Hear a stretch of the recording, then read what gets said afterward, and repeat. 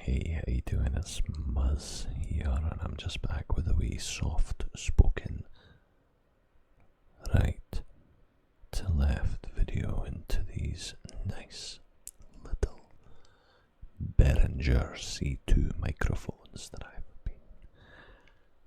have set up on my desk for quite a while now.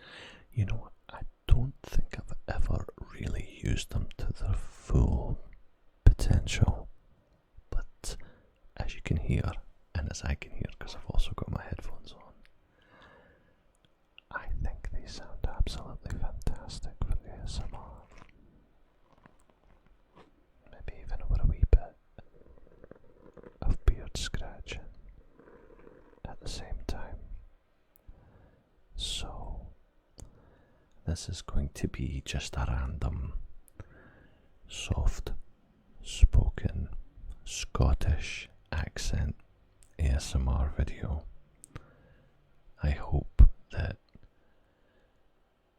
whatever I end up doing in this video serves to be at least a little bit of a distraction for you and me too while I make it, because we all need just a little bit of a pause, just a little bit of a distraction, just a little bit of something, because life can be pretty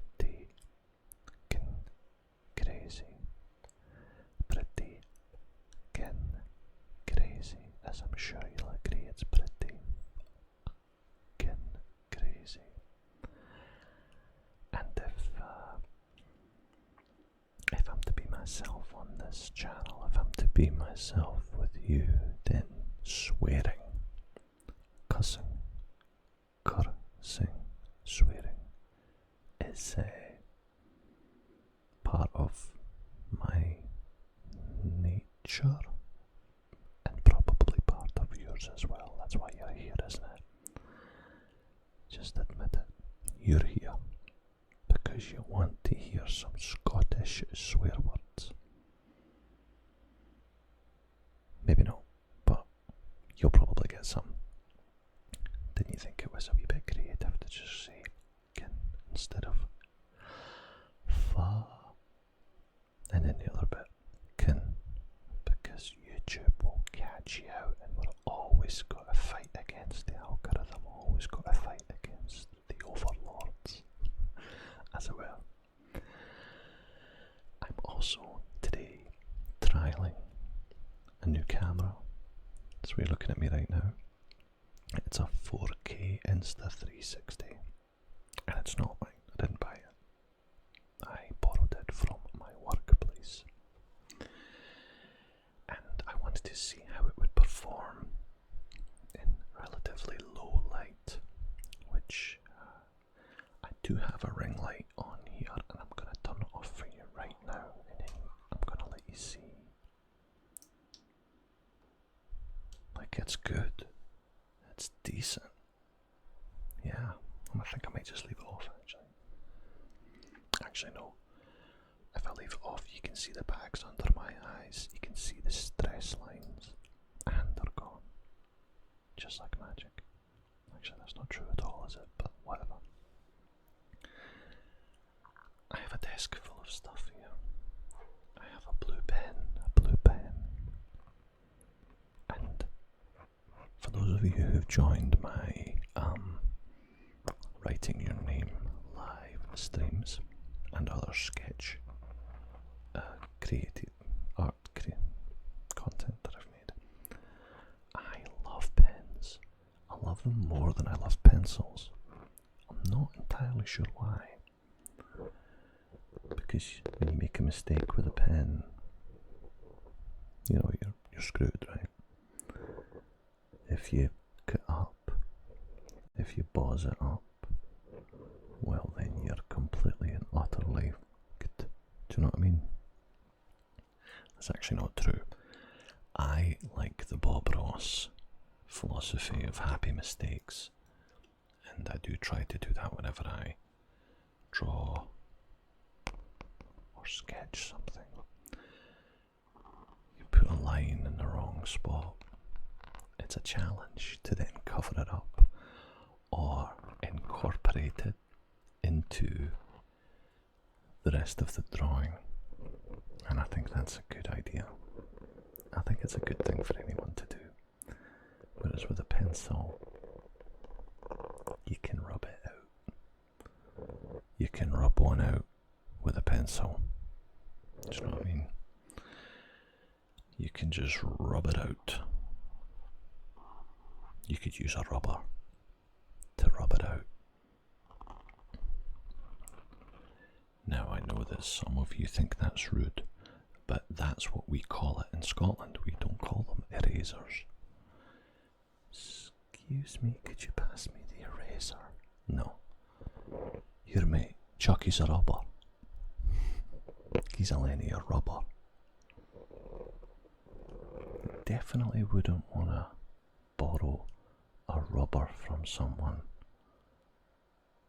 elsewhere in the world, I think, because that would be pretty disgusting. So, assuming you were actually borrowing it, that is, and, you know, giving it back. Then again, some people might be into that, but let's move on.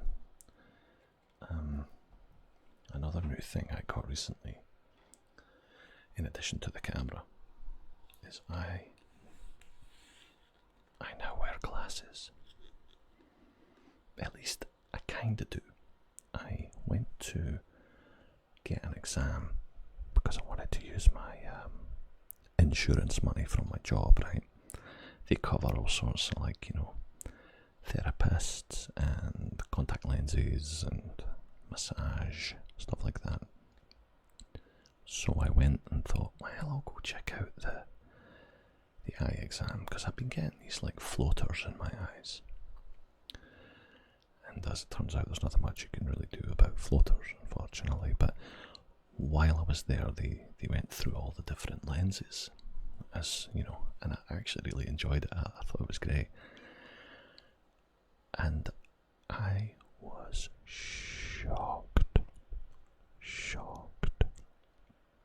Why was I shocked, you ask? Well, since you asked, I've always been one of these people who just somehow had decent eyesight. Everybody else in my family needed glasses or lenses at a young age, and I'm 46 and so far didn't need any. But then I went and I did the exam, and the last two lenses they showed me, I was like, wait a minute, wait just 1 second. I can see better with those. I can see the writing further away. I can see better contrast. I can see better. So I had to come to terms with my own ego and be like, right, Muzz, maybe your eyesight isn't so good after all. Do you know what I mean? Maybe your eyesight isn't that good after all, you prick. So I actually didn't do anything about it after the first exam, but then I made another exam. I thought, I'm going to go like a year later. This was probably about 2 months ago now. I went back and I did the exam again, with this time with the intention of actually getting some glasses, finding out what my prescription is and how much it was going to cost, because my insurance is supposed to cover glasses as well. So anyway, the nice lady takes me through to the, you know, see all the frames and that. I'm not fussed about frames. I mean, obviously I don't want to look like a twat, but I wasn't that fussed about it looking cool or anything. Although I do think these ended up suiting me. But then I went and sat down and went, right, okay, what's the deal? Oh, these are going to be $220 for the frames, and another $250 for the prescription, or whatever it was. Or maybe it was like $100 for the frames and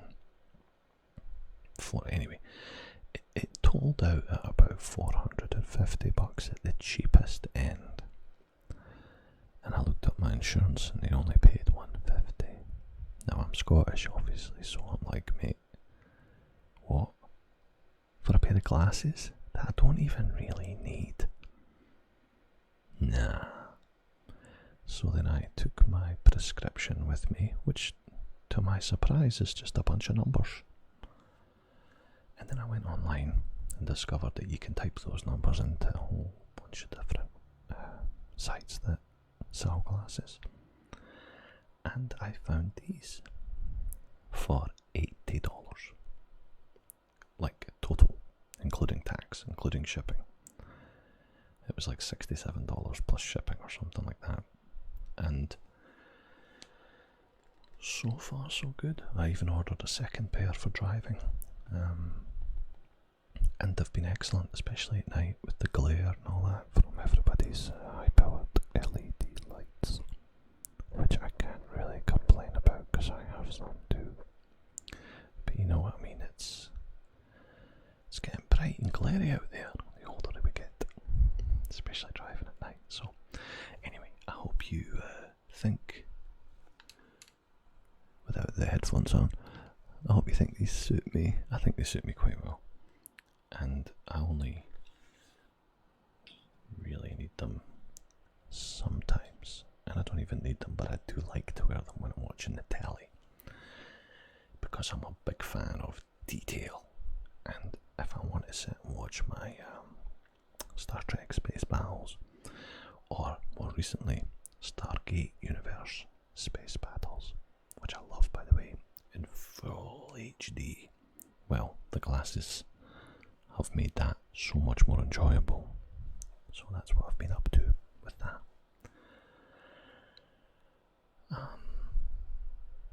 That's about, wow, is that about it?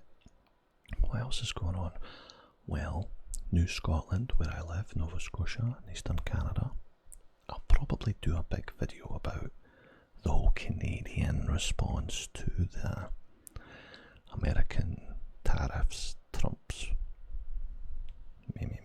about annexing Canada.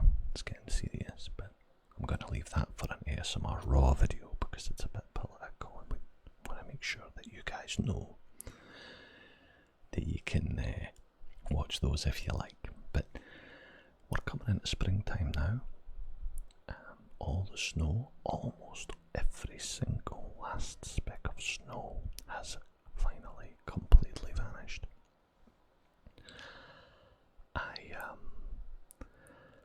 I'm going through right now, I'm trying to sell a car, my mother-in-law's car. She doesn't drive anymore, so I took her car off her hands the end of last year, and now it's sitting in my driveway. And on Sunday I had like 3 different groups of people coming by to inspect it, offer me money for it. I put it up for sale for $3,000 and I got an offer of $1,000. I then reduced it down to $2,500 and I've since had a couple more offers, $1,500, $1,300, $1,200. And it's funny how stressful it can be just standing around waiting for somebody to go, oh, there's this bit's rusty and that bit doesn't work and this bit doesn't work and oh, this bit's dodgy and oh, that bit over there's a bit dodgy, you're going to have to lower the price, my man. Of course they don't say it like that because I'm the only Scottish one around here who talks like that. But now it's reached the stage of 2 days later where I'm already fed up because it's not my car and it's not my money. I was just trying to get as much money as I could, so I think at this stage I'm probably going to just let it go for $1,300-$1,400 if I can, and just get it off my plate, because sometimes you just have to do the least stressful thing, even if it means losing a wee bit of money. Money can't really replace stress, if you know what I mean. I mean, don't get me wrong, if you wanted me to endure some stress for $1 million, I would probably take you up on it, but you know what I mean, the way, like, you can't put a price on just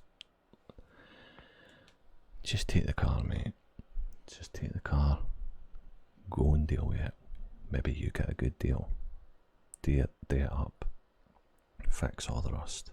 Fix this, fix that. Sell it on for like $5,000. Good on you if you can. But yeah, so I just want rid of it now. So if you know anybody who wants to buy a 2008 Subaru Impreza with a wee bit of rust and only 86,000 kilometers, trust me, it's amazing. Let me know if you're in Nova Scotia, and I'll sell it to you for a wee bit of a discount. I'll give you like $20 off, okay? Because I'm generous that way. Right, everyone. I hope you're doing good, and I hope this video was able to just distract you away for a wee minute. I actually think it helped me. So, thanks for hanging out, and let's do it again soon, okay?